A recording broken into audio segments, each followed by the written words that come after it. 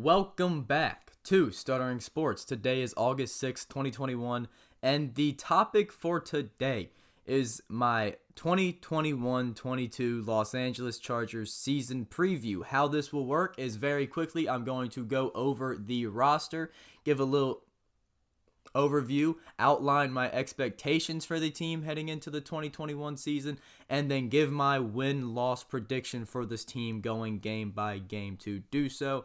And a disclaimer for that, for the win-loss prediction, I'm going to be wrong. There are many factors that go into this, and dear God, do not get mad if I say something that you disagree with, because I know I'm going to get a bunch of comments bitching at me saying, we're not going to lose to that team. Just have an open mind and enjoy the video because I love this Chargers team. So, without further ado, let's get right into the roster overview, starting off with the offense. I just made the Justin Herbert video yesterday.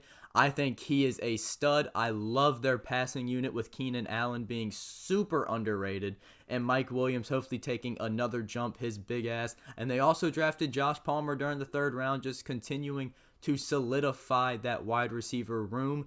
And their rushing game with Austin Eckler, I consider him to be one of the most underrated backs in the league, not only for his rushing ability, but his really strong pass catching ability as well. But the main thing for this offense that happened this offseason was the overhaul of the offensive line. Drafting Rashawn Slater, signing Corey Linsley to a big deal, and signing Matt Filer were massive. And I love what they did there. This offense, my expectation for them, they will be a top 10 unit during the 2021-2022 season. Now, moving on to the defense. I'm going to start off talking about how they hired Brandon Staley. I really like that hire. You took the number one defensive coordinator in the league. I love that. But the Chargers do have a very, very young unit with a rookie head coach. I expect them to kind of start off iffy. I think that this group has a bunch of talent, especially with Joey Bosa, Jerry Tillery, Kenneth Murray, Derwin James. I could keep on listing off players, but I do think that this unit is going to have some struggles some games, especially early on in the season, because it's a rough start that we will get to. But I do think that the defense, my expectation for them is kind of just to be an average unit, but I do want to see big leaps from guys like Jerry Tillery, who was the first round pick in 2019, and then Kenneth Murray, who had a good rookie year, but his potential is through the roof, and working with Brandon Staley is massive for him. I do think he will take a big jump. And the last guy, Derwin James, please just stay healthy. Dear God, just stay healthy. I love Derwin James' rookie year. The dude is an absolute stud. Him, Chris Harris Jr., and Asante Samuel Jr. is one hell of a secondary unit. But my overall expectation for this defense is to be average because they're very young with a rookie head coach. Moving on to special teams real quick. The punter, Ty Long, is a good punter. He ranked 9th last year in yards per punt, which I think it was like 47 yards per punt. Pretty good. And then the kicker, Michael Bagley, had a rough year last year, but I think he'll have a bounce back year. That's just what good kickers do sometimes. They just have down years, like Chris Boswell did it in 2019.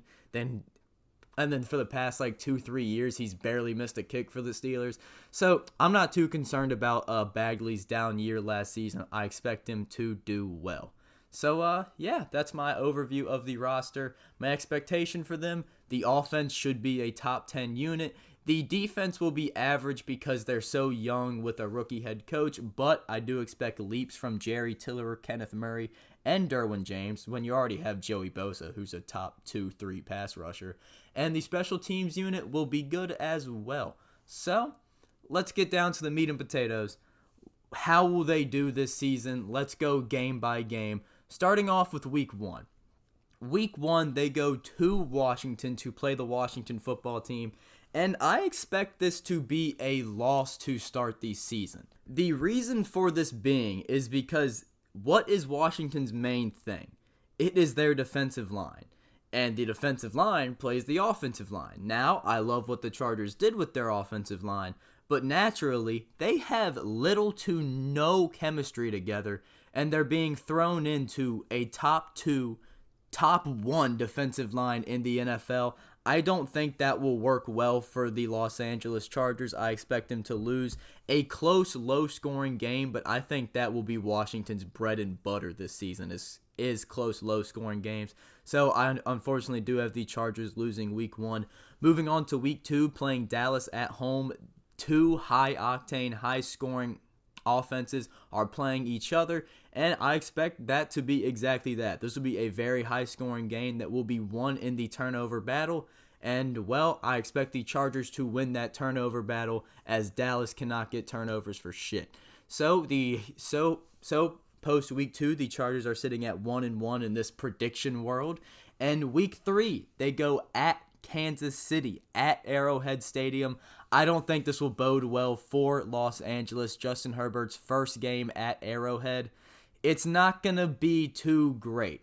I don't expect this to be a blowout or anything, but the Chiefs are simply too powerful. That is just my opinion. No matter what the Chargers do this game at Arrowhead Stadium, I think the Chiefs have their number and they put up a lot of points. Week 4, they head back to Los Angeles to have a little bounce back game versus the Raiders, and I expect exactly that. They win during just a normal okay game, mostly because the Raiders are just so average, and I do think Justin Herbert pieces up their extremely young secondary.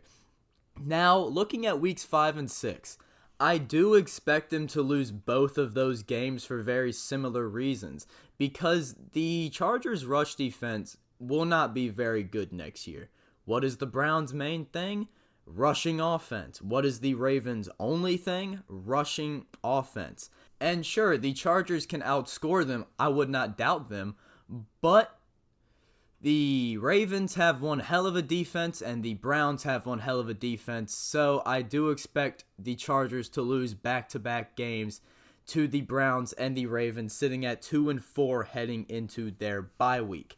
Now, the rough days are over. I'm sure most Chargers fans had already clicked off because I started criticizing their team and saying that they were going to lose. And if you stuck around, then I have a treat for you, because it's nothing but up, up, up from here. The dog days are over. That was such a rough 6-game schedule, and the reason I have them 2-4 is not because the Chargers are bad. Is because, damn, that was a rough way to start a fucking season. Now you head into your bye week, you regroup. Weeks 8 to 18, totally different story. Rookie head coach, young defense, young QB. They come together, and it's nothing but up from here. Week 8 against New England. At home, I think they win. New England has a whole new roster, basically, and I think Brandon Staley knows, hey, I'm not on the hot seat, but I prefer to fucking win these games. So after New England, I expect him to go 8-2 to finish out the season, the only 2 losses being back-to-back versus Pittsburgh, then at Denver. I do think, though, the Week 8 matchup versus the Patriots is a massive one, because if post-bye week the Chargers fall to 2-5, this could erupt in flames. This team could erupt. That Week 8 matchup, because no matter if I'm exactly right or not, I don't think the Chargers will be heading into their bye week with a positive record. That Week 8 matchup versus New England is either we're turning this ship around or we're going to erupt in flames, and I think they're going to turn it around. Hence me saying I think they're going to go 8-2 to finish out the year. And also by then, I do expect the defensive guys that I mentioned previously to take those jumps. I think they'll be in the middle of those jumps. By week 9, week 10, I expect Kenneth Murray to be a stud if everyone is healthy. Derwin James, Chris Harris Jr., Kenneth Murray, Joey Bosa, and Jerry Tillery,